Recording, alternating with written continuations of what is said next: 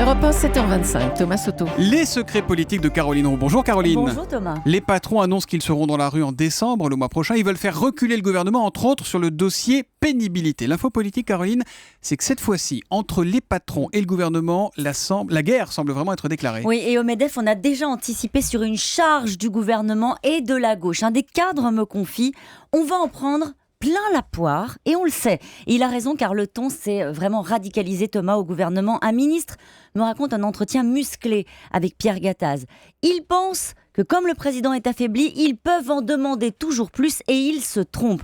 En fait, les mots qui sont utilisés au sein du gouvernement pour parler du MEDEF, eh bien, c'est poujadisme, irresponsabilité, d'une violence jamais vue depuis le début du quinquennat. Au MEDEF, de l'autre côté, on répond en brandissant la colère de la base. Un dirigeant assume « On ne pourra rien faire si la fédération du bâtiment, par exemple, veut débouler devant les préfectures avec un bulldozer ».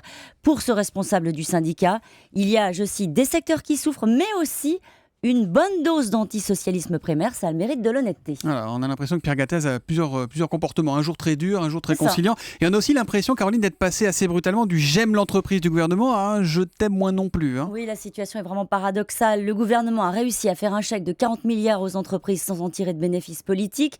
D'un autre côté, les patrons ont réussi à se mettre à dos, y compris les ministres pro-entreprise. C'est perdant-perdant à tous les étages.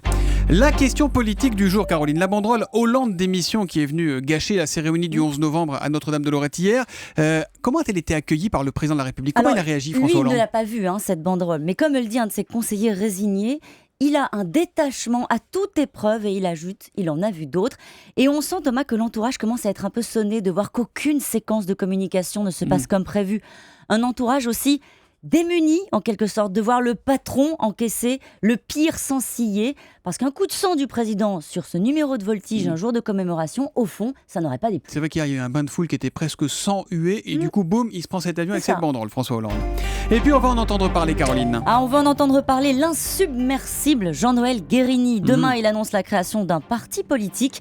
La force du 13 pour Bouches-du-Rhône. C'est ça, le sénateur réélu dans un fauteuil est en congé du Parti Socialiste et il veut conserver son siège de président du Conseil Général. Il se met donc, c'est plus simple, à son compte. Les secrets politiques de Caroline Roux tous les matins à 7h25 sur Europe 1. À demain, Caroline. À demain.